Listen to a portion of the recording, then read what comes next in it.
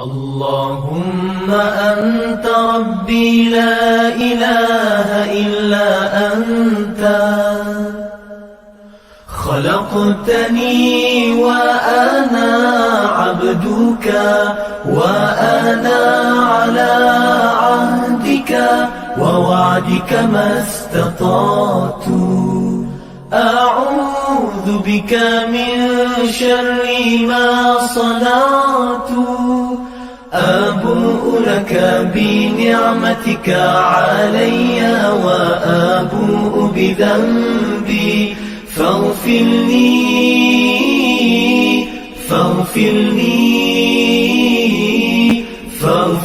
لي فإنه لا يغفر الذنوب إلا أنت. Ya Allah, Engkau Tuhanku, tiada Tuhan selain Engkau. Engkau ciptakan aku dan aku hamba-Mu, dan aku berada dalam janji-Mu menurut kemampuanku. Aku berlindung denganmu daripada kejahatan yang kulakukan. Aku sedari nikmat-Mu kepadaku, dan ku sedari akan dosa-dosaku. Bismillahirrahmanirrahim. وما كان المؤمنون لينفروا كافة فلولا نفر من كل فرقة منهم طائفة ليتفقهوا في الدين ولينذروا قومهم إذا رجعوا إليهم لعلهم يحذرون. يا أيها الذين آمنوا قاتلوا الذين يلونكم من الكفار وليجدوا فيكم غلظة واعلموا أن الله مع المتقين. وإذا ما أنزلت سورة فمنهم من يقول أيكم زادته هذه إيمانا فأما الذين آمنوا فزادتهم إيمانا وهم يستبشرون وأما الذين في قلوبهم مرض فزادتهم رجسا إلى رجسهم وماتوا وهم كافرون. أولا يرون أنهم يفتنون في كل عام مرة أو مرتين ثم لا يتوبون ولا هم يذكرون. وإذا ما أنزلت سورة نظر بعضهم إلى بعض هل يراكم من أحد ثم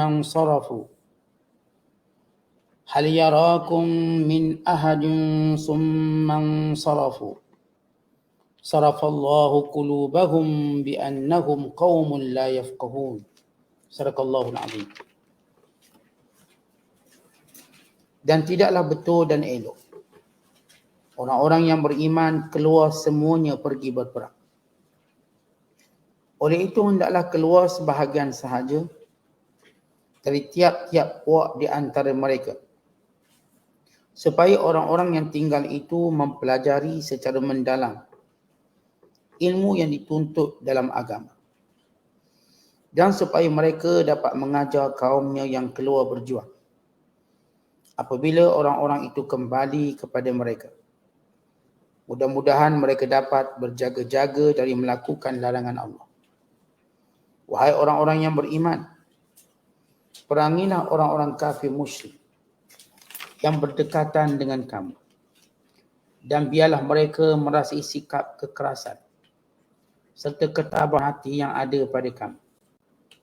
Dan ketahuilah, sesungguhnya Allah beserta orang-orang yang bertakwa dengan memberikan pertolongannya. Dan apabila diturunkan sesuatu surah dari Al-Quran, Maka di antara mereka yang munafik, ada yang bertanya secara mengejek, siapakah di antara kamu yang imannya bertambah disebabkan oleh surah ini? Adapun orang-orang yang beriman, maka surah itu menambahkan iman mereka, sedang mereka bergembira dengan turunnya. Adapun orang-orang yang ada penyakit kufur dalam hati mereka, maka surah Al-Quran itu menambahkan kekotoran kufur kepada kekotoran kufur yang ada pada mereka. Dan mereka mati sedang mereka berkeadaan kafir. Dan patutkah mereka berdegil, tidak mahu memperhatikan bahawa mereka dicuba dengan berbagai-bagai bencana pada tiap-tiap tahun, sekali atau dua kali. Kemudian mereka tidak juga bertaubat. Dan tidak pula mereka mahu beringat dan insaf. Dan apabila diturunkan satu surah dari Al-Quran mendedahkan keburukan orang-orang munafik itu, setengah mereka memandang kepada setengah yang lain sambil berkata, adakah sesiapa nampak kamu kalau kita undur dari sini? Kemudian mereka berpaling pergi dengan meninggalkan majlis Nabi. Allah memalingkan hati mereka daripada iman disebabkan mereka kaum yang tidak mau mengerti. Masih lagi kita berada dalam penafsiran surah Taubah. Surah yang ke-9, juzuk yang ke-11. Pada ayat-ayat terakhir surah Taubah, iaitu ayat 122 sehingga ayat 127. Dan kita masih berbaki dua ayat, iaitu ayat 128 sehingga ayat 129.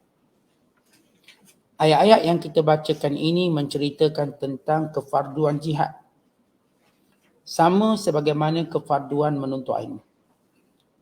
Kedua-dua perkara ini penting kerana kedua-duanya inilah yang menjaga Islam, yang menguatkan Islam, yang mengukuhkan Islam, yang menyebarkan Islam.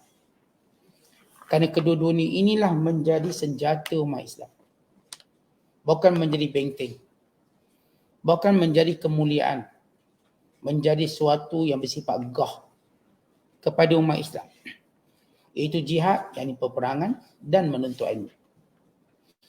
Asal dakwah ini dan penyebaran Islam ialah dengan ilmu, dengan hujah, dengan bukti, dengan keterangan. Kerana itu Allah Ta'ala menurunkan kepada umat Islam Al-Quran Karim. Dan Allah mengekalkan sunnah Nabi SAW sebagai satu hujah yang berterusan sampai hari kiamat. Bagi menunjukkan asal dakwah ini bermula dari dakwah. Asal dakwah ini bermula daripada ilmu. Asas perjuangan ini ialah ilmu. Manakala menyusuli selepas itu perang pada jalan Allah Ta'ala. Kemudian Allah Ta'ala mengajar kita pada ayat yang berikutnya, iaitu ayat 123, bagaimana cara kita berperang. Allah ajar kita. Allah ajar umat Islam bagaimana cara kita berperang, memerangi musuh-musuh Islam di kalangan orang-orang kafir. Dan bagaimana sifat kita dalam menghadapi mereka. Dan bagaimana janji Allah bahawa pertolongannya akan terus menerus kepada orang-orang yang bertakwa kepada Allah. Kemudian ayat-ayat yang terakhir kita baca bermula 124 sehingga 127 menceritakan bagaimana sifat orang munafik ketika mana diturunkan Al-Quran, yang amat berbeza dengan orang-orang yang beriman. Mereka menunjukkan kebencian, mereka mempersenda-sendakan, bahkan mereka melarikan diri, tidak mahu mendengar apa yang dibacakan kepada mereka. Al-Quran yang sepatutnya menjadi petunjuk, tetapi dek penyakit dalam hati mereka, maka Al-Quran menambahkan kesesatan mereka, kekufuran mereka, kerana penyakit yang buruk yang ada dalam jiwa mereka dan ketidakinginan mereka untuk mendapat rawatan, bimbingan, petunjuk daripada Allah Ta'ala. Baik, ini sinopsis dan ini secara umum pengertian ayat-ayat yang kita bacakan. Kalau sebelum ini kita telah menerangkan bagaimana Allah Ta'ala menyeru, mengajak semua orang beriman, sama ada kalangan penduduk Madinah ataupun kabilah-kabilah yang berada sekitar Madinah, yang beriman pada Allah seperti kabilah Muzainah, kabilah Juhainah, kabilah Asja', kabilah Ghifar, kabilah Aslam, kabilah Asad, kabilah Ghatfan. Kesemuanya ini diajak untuk pergi berperang. Tanpa seorang pun jangan terceceh daripada mengikuti baginda sallallahu alaihi wasallam. Kerana dalam peperangan itu semuanya dicatatkan pahala. Kepenatan, kelelahan, kelaparan, kehausan, bahkan cuacanya, bahkan setiap persiapannya, kesemuanya dicatat sebagai amal soleh. Dan Allah Ta'ala tidak akan menyia-nyiakannya. Dan termasuklah sedekah-sedekah, sama ada sikit ataupun banyak. Dan termasuklah jalan-jalan yang dilalui oleh orang-orang yang beriman untuk melakukan jihad pada jalan Allah, maka mendapat pahala yang besar. Baik, bila turun ayat ini, maka orang-orang yang beriman tidak lagi meminggirkan atau mencecehkan diri mereka setiap kali berlaku peperangan. Sehingga berlaku satu kejadian, bila Nabi SAW mengutuskan rombongan perang bagi menghadapi musuh, akhirnya semua keluar berperang, tinggal Nabi seorang. Maka Allah turunkan ayat ini supaya mereka membezakan antara apa yang disebut sebagai ghazwah atau sariyah. Ghazwah ialah peperangan yang Nabi ikut. Sariyah ialah Nabi menghantar ketumbukan tentera, batalion tentera untuk berperang. Orang beriman, mereka tidak boleh berpisah dengan Rasulullah. Kalau Nabi keluar, maka semua kena keluar. Tetapi kalau Rasulullah tak keluar, Nabi cuma menyuruh beberapa kelompok sahabat keluar, maka tak boleh semua keluar. Hendaklah ada sekelompok yang duduk di masjid untuk menuntut ilmu dengan Nabi SAW. Sebab mereka dah faham silap. Ketika mana Allah menyatakan tidak patut orang beriman, penduduk Madinah dan orang-orang sekitarnya untuk mereka tidak mengikuti Rasulullah ketika berperang. Allah dah sebut kalau Nabi pergi perang, maka jangan ada yang terceceh. Tetapi kalau Rasulullah pergi, suruh sekelompok pergi berperang, ini disebut dalam istilahnya sebagai sariyah atau saraya. Sariyah ini Nabi hantar batalion pergi perang dan Nabi tak pergi. Rasulullah hantar sekelompok-sekelompok. Maka oleh kerana mereka dah takut, mereka serik, tak nak lagi terceceh dalam peperangan, mereka pakat pergi semua. Bila mereka semuanya pergi, mereka mengabaikan satu aspek yang lain, pendidikan. Dan Nabi SAW dibangkitkan sebagai seorang guru. Innama bu'ithtu mu'alliman. Kata Nabi SAW, aku dibangkitkan sebagai seorang guru. Dan Rasulullah SAW ketika mana melihat dua majlis, satu majlis zikir, satu majlis menuntut ilmu, maka Rasulullah duduk dalam majlis menuntut ilmu. Nabi kata semua ni baik. Kullun ala khairin. Ni bagus belaka. Tetapi aku dibangkitkan sebagai seorang guru. Manfaat yang lebih banyak dalam ilmu. Kerana kalau seorang tu berzikir, manfaatnya untuk dirinya sendiri. Ilmu, bila kita dengar je ilmu, tuan-tuan, kita cenderung untuk beritahu ilmu tu pada orang lain. Kita kalau kita zikir, kita tak cenderung untuk beritahu zikir itu pada orang lain. Kita zikir seorang lah. Tapi kalau kita tahu satu hukum, maka kita pun cenderung nak beritahu anak kita, isteri kita, suami kita, kawan-kawan kita. Kita pun nak upload dalam status kita tentang manfaat ilmu. Maka dalam ayat ini bila Allah menyebut wa ma kanal mu'minun, tak patut orang beriman liyanfiru kafa, untuk semua pergi perang. Tak bolehlah semua pergi perang. Ketika mana perang itu menjadi hukum fardu kifayah. Tahu perang kadang-kala menjadi fardu ain. Bila fardu ain? Yang pertama bila musuh menyerang negara Islam. Dan yang kedua bila ancaman musuh yang serius untuk menghancurkan negeri Islam, maka kena keluar semua perang. Sebagaimana perang Tabuk. Dan sebagaimana dalam peperangan Khandaq. Khandaq musuh serang Madinah. Maka wajib waktu itu. Adapun perang Badar tidak wajib ketika itu pada semua. Sebab itu ada sahabat yang tak keluar. Rasul pilih beberapa orang sahabat. Maka kalau sekiranya untuk mempertahankan negara, fardu ain. Atau kerana ancaman musuh yang begitu pasti, maka itu fardu ain. Semua kena perang. Tak ada seorang pun boleh tercecer. Kerana itu Rasulullah terlibat. Tapi ada waktu peperangan itu fardu kifayah. Rasulullah sendiri tak pergi. Tetapi Rasulullah sallallahu alaihi wasallam menyuruh sekumpulan orang Islam pergi. Maka ketika itu janganlah pergi semua pula. Kan itu ayat ini, tak patut orang beriman keluar perang semua. Falaula, kalau sekiranya nafara min kulli firqatin minhum ta'ifah, hendaklah ada sekumpulan manusia. Kena ada juga sebahagian mereka ta'ifatun, satu kumpulan. Ta'ifah, kata ulama perkataan ta'ifah iaitu ada sekumpulan orang beriman yang kekal di tempat mereka, yang duduk di negeri mereka untuk menuntut ilmu. Liyatafaqahu fid din, bagi mendalami ilmu agama. Waliyunziru qaumahum, dan supaya mereka berperanan memberi peringatan, menyampaikan ilmu tersebut kepada kaum mereka idza raja'u, bila mereka pulang daripada perang. Sebab orang pergi perang dia tak berpeluang menuntut ilmu. Maka yang menuntut ilmu, nanti bila orang perang tu balik, kongsi ilmu yang dipelajari. Supaya apa? La'allahum yahdharun, supaya mereka juga mendapat peringatan bagi menjauhi larangan Allah, bagi melaksanakan perintah Allah Subhanahu Wa Taala. Kan itu diriwayatkan daripada Abdullah bin Ubaidillah, daripada Umay katanya, adalah orang beriman kerana kesungguhan mereka untuk berperang. Bila mana Nabi menghantar satu batalion, satu utusan untuk berperang, lalu mereka keluar semuanya. Lalu mereka meninggalkan Nabi sallallahu alaihi wasallam dengan jumlah yang kecil. Pakat tinggal Nabi di belakang. Maka turun ayat ini.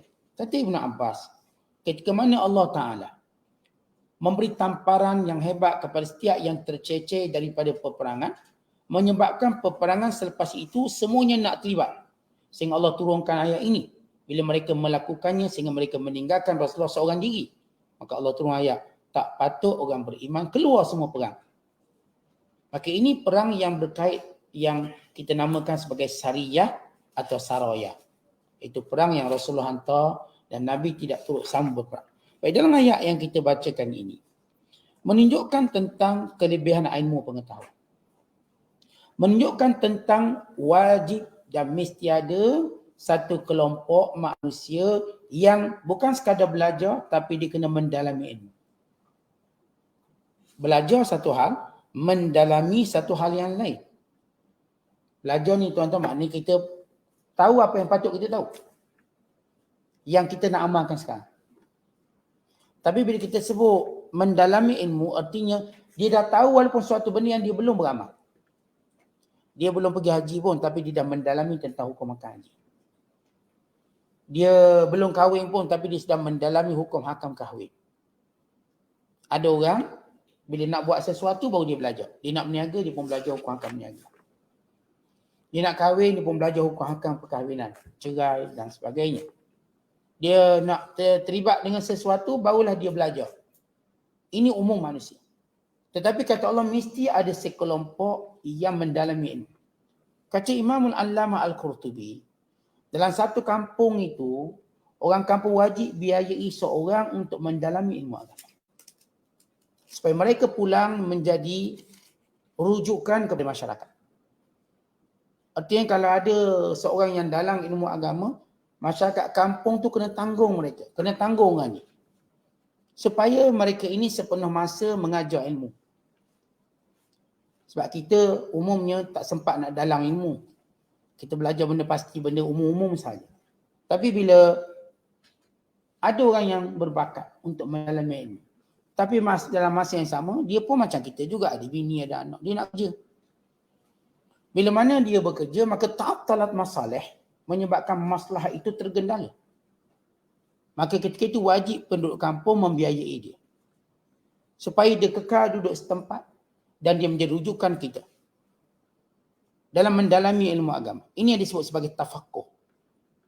Kerana itu ayat ini memberi suatu kemuliaan kepada penuntut ilmu agama bahawa ia sama sebagaimana orang berjihad di medan perang.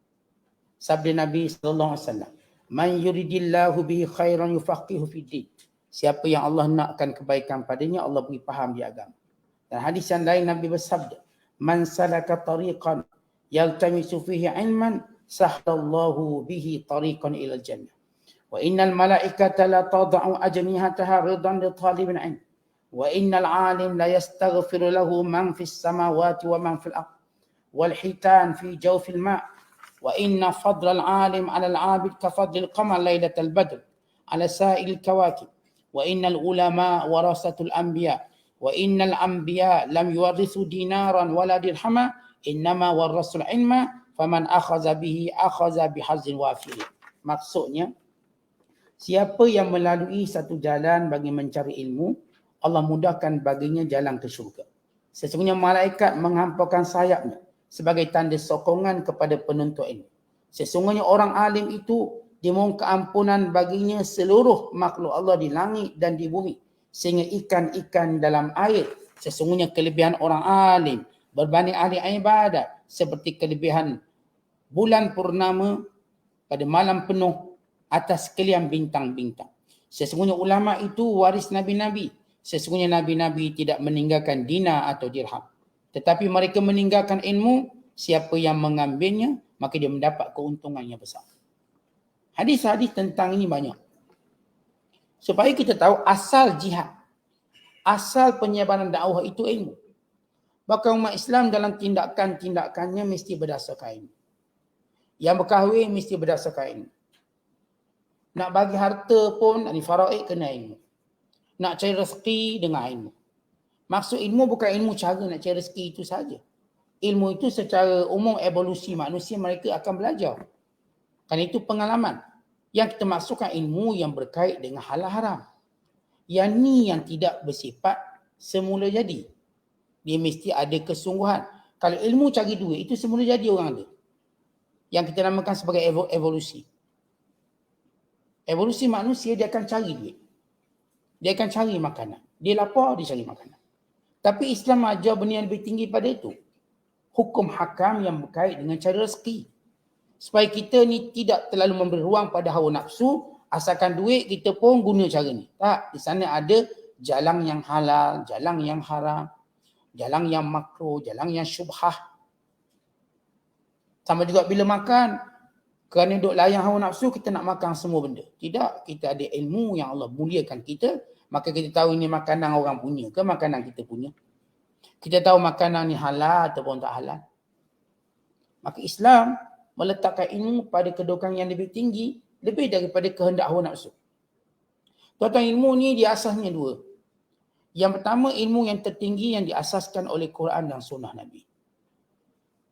Yang kedua, ilmu yang diasaskan oleh hawa nafsu dan keperluan dunia. Itu pun ilmu juga. Orang nak menipu, dia kena ada ilmu. Tidak, takkan mungkin dia boleh tipu orang. Dia kena ada ilmu. Tapi ilmu tu asas dia, tunggak dia ialah hawa nafsu. Orang nak buat jahat, semua ada ilmu. Nak berompak bank pun dia ada ilmu. Tapi ilmu yang kita maksudkan, ilmu yang diasaskan dengan Al-Quran dan hadis Nabi SAW. Dan kefahaman ulama' yang muktabar. Kita tuan-tuan tak boleh direct nak faham Quran hadis. Kita bahasa Arab pun tak pandai. Kita pun tuan-tuan sekalian taklah mendalami segala ilmu alat bagi menggali hukum hakam. Maka kita serahkan kepada ulama'-ulama' yang muktabar. Ulama'-ulama' yang punya keahlian dalam bidang masing-masing. Sebab Allah sebut dalam Quran, fas'alu ahla dzikr in kuntum la ta'lamun. Tanyalah ahli zikir kalau kamu tak tahu, yakni ahli ilmu. Dan ayat sebelum ini menyebut tentang ada kelompok manusia yang memang mereka tafakuh dalam agama. Apa maksud tafakuh? Mendalami. Sabda Nabi SAW, innamal ilmu bitta'allum wal fiqhu bittafaqquh. Ilmu dengan belajar, fiqh itu dengan memahami. Dan ayat ini menyebut tentang kemuliaan fiqh mengatasi ilmu lain. Fiqh ni maksudnya, kalau kita sebut secara fiqh, secara literally maknanya hukum hakam halal, halal haram dosa pahala. Maka ini ilmu fiqh. Fiqh maksudnya faham. Kita faham agama. Dari sudut aspek mana dalil tadi kita faham. Ia menjelma menjadi hukum, dalil dan sebagainya. Sesudah Allah menyebut tentang kepentingan menuntut ilmu, sama sebagaimana kepentingan jihad. Maka tidak boleh meninggalkan salah satu daripadanya. Janganlah orang yang belajar sampai tak pergi jihad. Jangan pula orang yang jihad sampai tinggal belajar. Ia perlu seiring. Kalau tak boleh seiring orang yang sama, dia perlu ada keseimbangan. Ada satu kelompok berjihad, sekelompok menuntut ilmu, kemudian mereka berkongsi. Yang ada ilmu, berkongsi ilmu kepada orang yang tak berpeluang belajar. Sebab tak semua orang punya peluang belajar yang sama. Tak semua orang. Mungkin kita dah pencing atau kita dah tak ada komitmen, anak dah besar-besar, maka ruang belajar kita lebih. Atau kita rumah kita dekat dengan masjid, dekat dengan surau, ruang belajar kita lebih. Atau kita tuan-tuan memang ikut ustaz tertentu, maka ruang belajar kita lebih. Ada orang tidak dapat. Ruang mereka terbatas. Kadang-kadang ruang mereka cuma online je. Mereka tak boleh nak tanya, nak jumpa ulama'-ulama', nak jumpa orang-orang yang terpercaya untuk tanya hukum. Ada setengah orang memang dia boleh damping ulama', boleh duduk ulama', boleh sembang ulama' dan dia boleh tanya semua benda. Maka dia berpeluang. Ada orang tak dapat. Ada orang saya katakan mungkin peluang ni cuma dekat online.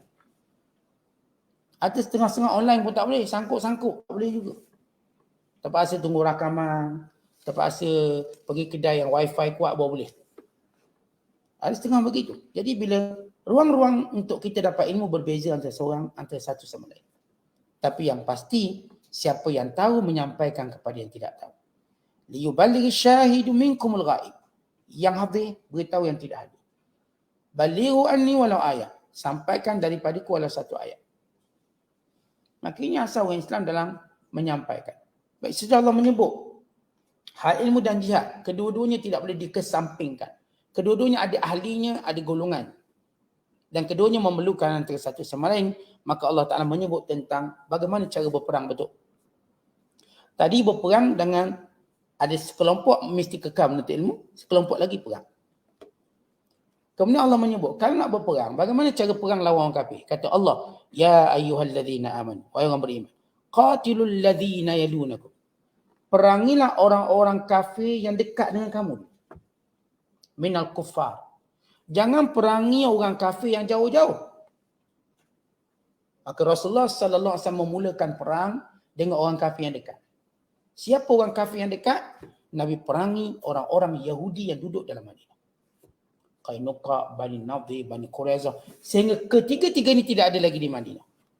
Kemudian Nabi memerangi musyrikin Mekah. Yang dekat. Nabi tak pergi lawan musyrikin Yaman. Nabi tak pergi lawan Rom, Parsi. Kenapa Nabi SAW tak perang Parsi? Power lawan Parsi terus. Lawan dengan Rom terus. Waktu itu gergasinya Rom dan Parsi.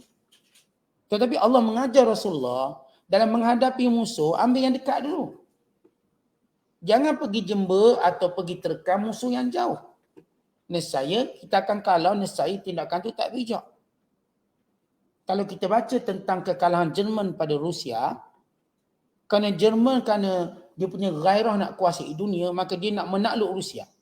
Walau Jerman dengan Rusia ni jauh. Dan Rusia ni tuan-tuan, dia ada satu kawasan yang dia perlu Jerman kena lalu yang dinamakan sebagai kawasan takat beku yang paling dahsyat di kawasan Siberia. Menyebabkan ramai tentera Jerman mati kesejukan. Dia bukan mati perang, mati sejuk. Dek kerana jarak jauh, penat, habis bekalan, sejuk cuaca, dengan mudah Rusia menang lawan Jerman. Bukan kerana Rusia gagah, kerana Jerman tak bijak, dia menyerang negara jauh. Sedangkan ancaman sekeliling dia tak fokuskan. Ini faktor kekalahan Jerman dalam Perang Dunia yang kedua. Kalau tuan-tuan baca sejarah. Rasulullah telah diajar oleh Allah dalam taktikal peperangan. Bahkan dalam taktikal dakwah. Allah sebut dalam ayat yang banyak. Antaranya, wa anzir ashiratakal akrabin. Mulakan dakwah kamu dengan orang dekat. Biar orang dekat ni rasa dakwah kita. Jangan orang jauh dulu, tunggu dakwah jauh-jauh. Dekat dulu. Kerana ia akan menjimatkan masa kita. Bahkan dia mengelakkan fitnah kita. Tidak orang kata Allah. Yang dekat-dekat dia pun tak tegur pun. Adik dia tak tegur, abang dia tak tegur, kakak dia tak tegur. Kakak bagus, adik joget menari. Tak bagus. Fitnah pada dia. Tapi kalau dia sudah berdakwah, andai kata adiknya tak berubah, maka dia terhalang daripada fitnah. Sebab dia dah dakwah. Oleh sebab itu dalam semua kaedah Islam, memulakan yang dekat, termasuk makan. Kita tuan-tuan kalau nak makan pun pilih yang dekat dulu. Sehingga kata Nabi sallallahu alaihi wasallam, wa kul mimma yalik, makanlah apa yang dekat. Makan apa dekat untuk tunjuk adab, untuk tunjukkan akhlak kita. Bila banyak makanan, ambil yang dekat dulu. Tak payah nak ambil jauh. Terutama kalau lauk sama je. Depan ni buah tembikai, hujung sana pun buah tembikai. Ambil yang dekat. Tak perlu nak ambil yang jauh-jauh. Semua benda dalam Islam kaedahnya dekat. Kita nak derma orang dekat dulu. Kawan kerabat kita dulu. Kita nak keluarkan zakat, beri zakat pada orang dekat dulu. Siapa yang dekat dengan kita, adik-beradik kita yang miskin, yang merupakan asnaf, beri dia dulu. Tidak orang kata orang jauh ditolong, dekat tak. Ini dalam pepatah Melayu sebut, kera di hutan disusukan. Anak di rumah mati kebuluran, kelaparan. Dalam kaedah orang yang tidak memahami aulawiyat, keutamaan. Lihat Allah ajar, wahai orang beriman, bila kamu nak perang, lawan orang kafir yang dekat-dekat. Dan Rasulullah telah mengikutinya. Yahudi, bayangkan kalau Rasulullah memerangi yang luar, Yahudi terus bermahadirela di dalamnya, terus menjadi gunting dan lipatannya, maka suka bagi Rasulullah. Kena lihat, dalam perang Badar diusir Bani Qainuqa, dan perang Uhud diusir Bani Nadir, dan perang Ahzab, maka dibunuh semua lelaki Bani Quraizah. Kemudian Nabi memerangi Yahudi Khaybar. Sehingga Yahudi tidak lagi menjadi ancaman Islam. Stop. Pada zaman Rasulullah tidak ada lagi ancaman Yahudi sesudah Nabi mengalahkan Yahudi Khaybar. Kemudian Nabi memerangi orang Arab paling kuat di sebenarnya tanah Arab, itu musyrikin Mekah. Maka Nabi mula memerangi musyrikin Mekah. Sehinggalah Mekah dibuka oleh Nabi SAW, maka tidak ada lagi musuh di sebenarnya tanah Arab. Kerana gahnya golongan Quraisy, sehingga Arab lain, kabilah-kabilah lain tunduk dan patuh. Sehingga tahun ke-7 dinamakan tahun Amul Wufud atau Wafud, tahun diplomatik. Di mana ramai kabilah-kabilah Arab datang berbaiat dengan Nabi sallallahu alaihi wasallam. Dan bila Nabi menang dalam peperangan Tabuk, secara moralnya, maka seluruh semenanjung tanah Arab tunduk kepada baginda sallallahu alaihi wasallam. Maka datang zaman Abu Bakar, maka Abu Bakar menstabilkan yang Islam. Datang zaman Umar, barulah perangi Parsi, kemudian Rom. Strategi. Tak pergi serang yang jauh hanya kerana nak nama atau nak cepat, hebat, tidak. Ini kaedah Islam. Kemudian Allah menyebut, bila memerangi orang kafir, kamu kena ada satu sifat. Wal yajidu fikum ghilzah. Biarlah mereka nampak kamu tegas. Biar orang kafir nampak orang Islam ini tegas. Dari semua sudut. Ketegasan tindakan mereka. Ketegasan dalam peperangan mereka. Keberanian mereka dalam peperangan. Bersungguh-sungguh dalam peperangan. Sehingga orang kafir menjadi gerun. Bila salah seorang pemimpin Islam berkata, kami membawa tentera-tentera Islam yang inginkan mati sebagaimana tentera kamu inginkan hidup. Tentera kamu perang untuk selamat nyawa. Asal boleh hidup lagi. Tentera kami berperang untuk mencari kematian. Di mana ada kematian, maka di situlah kami. Maka sifat keras dan tegas orang Islam ini menjadikan orang kafir gerung. Bahkan kalau kita baca semua peperangan-peperangan semenjak zaman Nabi SAW. Sehingga zaman-zaman kerajaan Islam, maka lahirlah pahlawan-pahlawan yang beraninya luar biasa. Di zaman Rasulullah, sahabat yang bernama Abu Dujana, yang berperang tanpa memakai perisai. Hanya menghunuskan pedang dan berjalan ke hulu ke hilir. Sehingga Nabi kata, sesungguhnya cara dia berjalan, cara berjalan ahli neraka. Melainkan dalam peperangan. Dalam peperangan boleh tunjuk jalan sombong di hadapan musuh. Nak tunjuk apa? Ghilzah. Kekuasaan, kekuatan. Itu sifat bila berhadapan dengan tentera kafir. Wa'namu, dan ketahuilah. Annallaha ma'al muttaqin. Sesungguhnya Allah sentiasa bersama dengan orang bertakwa. Kaedah pertama, perangi musuh dekat. Kaedah yang kedua, bersikap tegas. Kaedah yang ketiga, jaga seluruh perintah Allah. Kerana kamu menang sebab kamu taatkan Allah. Selagi mana kamu taatkan Allah, Allah bersama dengan kamu. Kalau kamu tidak taatkan Allah, maka habis kamu. Sesungguhnya pertolongan Allah hanya kepada orang-orang yang bertakwa. Orang-orang yang mengetahui, yang tahu tujuan peperangannya, ikhlas kerana Allah Ta'ala. Baik, sesudah perang, Allah kembali cerita tentang orang munafik. Dan munafik terus menjadi ancaman sehingga hari kiamat. Terus jadi ancaman dengan berbagai warna mengikut zaman. Sebagaimana diriwayatkan dalam hadis yang sahih, hatta Dajjal, antara dua tempat Dajjal tak boleh masuk ialah Mekah dan Madinah. Mekah Madinah dijaga oleh malaikat. Namun Dajjal berusaha untuk mengelilingi Mekah dan Madinah. Setiap kali dia mengelilinginya, dia akan memberi kesan menjadi gempa, zilzal. Bila berlaku gempa, orang munafik yang duduk dalam Mekah dan Madinah rasa tidak aman Mekah, lalu mereka keluar untuk sama-sama dengan Dajjal. Mana ada lagi munafiknya?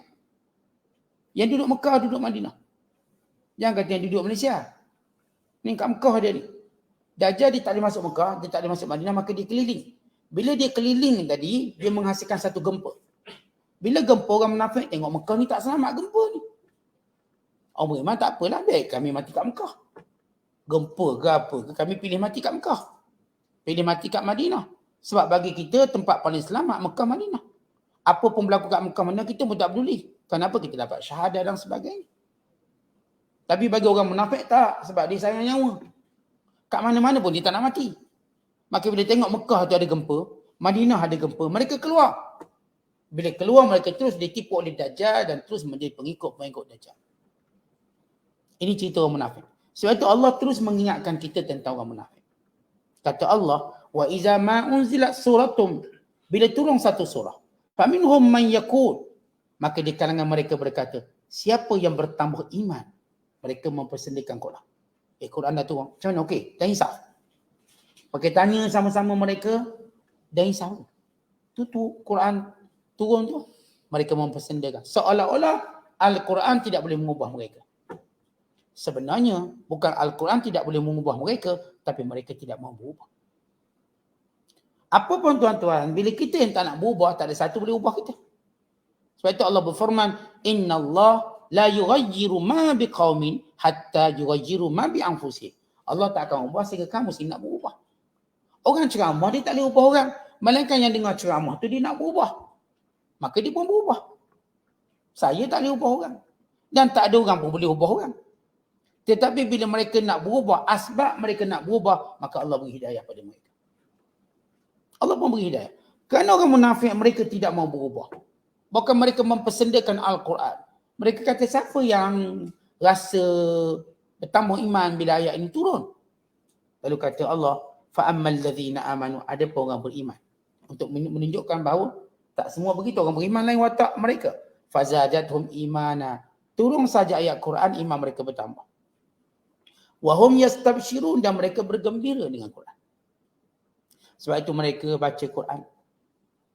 Mereka hafal Quran. Setiap kali mereka mendengar Quran turun, mereka menyampaikan pada isteri mereka. Mereka menyampaikan pada anak-anak mereka. Mereka mengulang-ulang baca. Mereka menulis dalam pelepah-pelepah kurma. Mereka menulis pada kulit-kulit binatang. Mereka menyimpan Al-Quran di rumah-rumah mereka. Ini orang beriman. Suka sangat. Wa ammal ladzina fi qulubihim marad, ada pun orang yang dalam hatinya ada penyakit, yakni munafik. Fazadathum rijsan, maka bertambahlah kekufuran mereka. Ila rijsihim, kepada kekufuran yang sudah sedia ada. Mereka dah ada kufur. Bila hina Quran lagi bertambah kufur. Ada benda-benda tuan-tuan, orang jahat dia akan jadi bertambah jahat. Bila dia menghina suatu benda yang dia usul dalam Islam, apa dia? Allah, Rasul, Al-Quran. Kalau orang jenis kafir biasa tuan-tuan, kafir biasa. Macam mana pula kafir biasa? Maksud dia bukan jenis kafir menghina. Maka orang ni potensi untuk dia mendapat kebaikan tu tinggi. Tapi kalau jenis kafir suka menghina, lepas tu koyak Quran pula, sendakan Quran, ini memang payah. Allah kata bertambah kekufuran, dan kata lain tak dapat hidayah. Bersama kekufuran yang sudah sedia ada. Wa matu, dan mereka akan mati dalam keadaan kafir. Mati dalam keadaan kafir. Kemudian Allah menyebut, awala yarawna annahum yuftanuna fi kulli am marratan aw marratain. Tidakkah kamu melihat wahai Muhammad, bagaimana mereka orang munafik ini sentiasa turun bala pada mereka. Setiap tahun turun, satu persatu bala menimpa mereka, dek munafik mereka. Mereka menyangka Rasulullah akan kalah, tiba-tiba menang. Itu musibah bagi mereka. Mereka menyangka orang kafir akan menang, tiba-tiba kalah, musibah lagi pada mereka. Sehinggalah setiap geduk mereka ataupun kejahatan mereka dibongkarkan satu persatu. Setiap kali datang suatu kejadian, suatu peperangan, maka terbongkar perangan mereka, terbongkar. Allah tunjukkannya sebagai satu bentuk azab kepada mereka. tapi mereka tidak pernah belajar. Sehingga kemuncaknya dalam peperangan Tabuk, diketahui satu persatu. Dan Allah Ta'ala menjanjikan dengan dua azab. Azab di dunia dan azab di akhirat.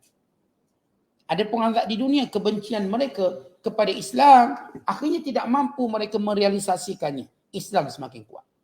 Maka menjadi azab pada mereka. Tetapi bila mereka nak, orang ada penyakit dengki, azab ni kat mana? Bila didengkinya tu berjaya. Kita dengki satu keluarga, tiba-tiba keluarga tu berjaya, makin bagus, makin baik. Akhirnya kita mati dengan kedengkian kita. Begitulah azab kepada orang munafik. Mereka tengok satu persatu, cita-cita mereka untuk melihat Islam kalah, tak kalah. Cita-cita mereka untuk melihat orang kafir menang, Yahudi menang, tak menang-menang. Cita-cita mereka supaya melihat Rom berjaya menewaskan, bukan mereka dapat menghalau orang Islam dari Madinah, semuanya tak jadi. Lihat mereka ini diseksa setiap tahun. Dibongkarkan keaiban mereka setiap masa, setiap detik. Tetapi mereka tidak pernah mengambil pelajaran. Kata Allah Ta'ala, thumma la yatubun, mereka tak pernah bertaubat. Walahum yadzakkarun, dan mereka tidak pernah mengambil pengajaran. Wa iza ma unzilat suratun, bila turun satu surah, nazara ba'duhum ila ba', mereka saling pandang memandang. Hal yarakum min ahad, adakah orang nampak kita?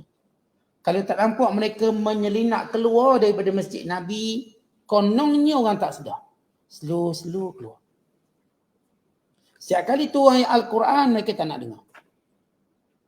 Dan kalau mereka kebetulan berada dalam majlis, mereka akan menyelinap keluar. Summan sarafu, mereka akan lari. Tak nak dengar. Ini watak mereka. Buat pejam mata lah, macam tidur. Dan mereka tak dengar.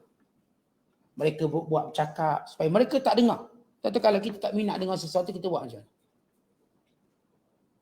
Kalau kita tak minat dengar sesuatu, kita pun tunjuklah benda-benda, kita cuba untuk keluar daripada tempat tersebut. Itulah watak orang munafik. Summan sarafu, mereka meninggalkan majlis Nabi SAW. Dan mereka berperangai demikian, kata Allah, sarafallahu qulubahum, Allah palingkan hati mereka. Sebab itu tuan-tuan, kita kalau dengar benda baik, tumpukan perhatian. Kalau kita tak tumpukan perhatian, Allah palingkan kita daripada kebaikan. Akhir kita tak dapat. Maka ini yang berkait dengan adab kita. Waktu mendengar perkara-perkara baik. Waktu kita dengar nasihat-nasihat baik. Fokus, beri perhatian. Jangan cuba kita berpaling supaya Allah tidak berpaling daripada kita. Supaya kebaikan yang patut memberi manfaat, ia benar-benar beri manfaat. Dan ada orang didengar kebaikan tapi dia tak boleh buat kebaikan. Kenapa? Waktu dia dengar dia berpaling darinya. Maksudnya dia tak tunjuk minat. Dia tak tunjuk kesungguhan. Kemudian kata Allah, bi'annahum qaumun la yafqahun. Mereka ini memang kaum yang tak faham-faham. Mereka kaum yang tak mungkin faham. Mereka golongan munafikin yang tak mungkin Allah berikan kefahaman pada mereka. Kerana bila Allah beri kefahaman itu tanda Allah sayang. Bila Allah tak beri kefahaman, itulah tanda Allah tak nak benci. Wallahu a'lam bishawab. Assalamualaikum warahmatullahi wabarakatuh.